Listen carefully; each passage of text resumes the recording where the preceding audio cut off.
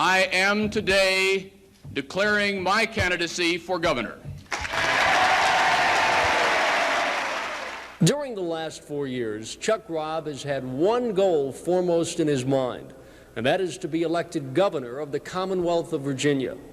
But actually, the desire has been there much longer.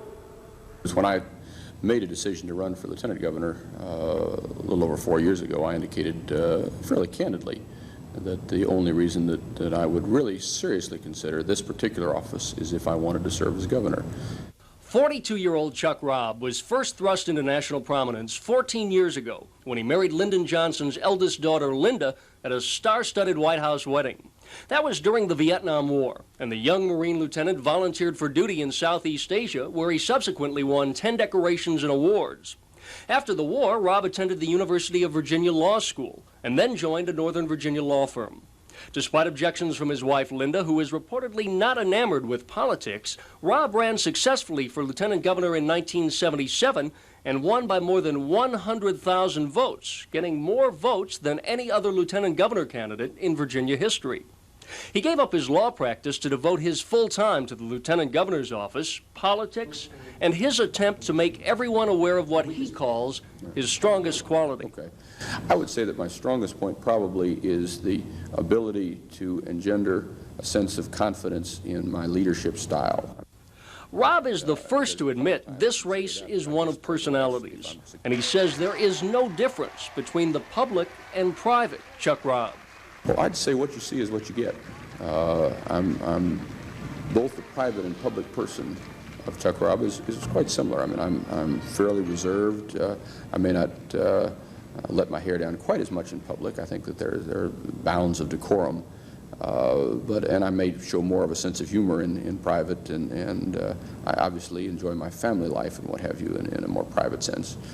During the last 4 years, the public and private man has been courting Virginia's conservative leadership, including former House Speaker John Warren Cook, Speaker A.L. Philpott, Senate Pro Tem Ed Willey, and Senate Majority Leader Hunter Andrews, all of whom support he'll need to become the next governor of the Commonwealth of Virginia.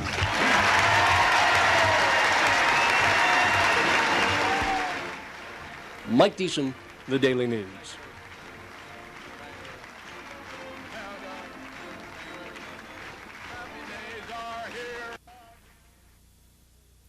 If there's one thing that rankles Chuck Robb, it's being tied to Lyndon Johnson's Great Society. 14 years ago, I fell in love with and married the eldest daughter of the principal architect of the Great Society. But I was not myself an architect. I take no credit. And despite Marshall Coleman's constant Great Society digs, Robb doesn't think the tactic is working. It's an attempt to prejudice someone against me, the old guilt by association trick. But I don't think very many people really believe that. Robb acknowledges that both he and Coleman are pursuing the conservative label. But Robb contends he's always preached that philosophy, while his Republican opponent, he says, hasn't. I mean, we're relatively close in terms of our basic philosophy, at least the philosophy that I now hear espoused by my opponent is fairly close to what I have always held in terms of my own philosophical beliefs and principles. Although both gubernatorial candidates claim they fit precisely into the conservative mold, political analyst Larry Sabato says most conservatives in the state feel much more comfortable with Robb. We realize what those of us who watch politics closely have known for some time, and that is that Chuck Robb personally is a very conservative individual. He is establishment by nature. And they're quite comfortable with him, and they realize that there will be no dramatic departures from the government Virginia has been used to under Chuck Robb. And the first person to agree with that assessment is Chuck Robb himself, who describes his style as establishment-oriented. In other words, I'm not a bomb thrower. I tend to work within the system.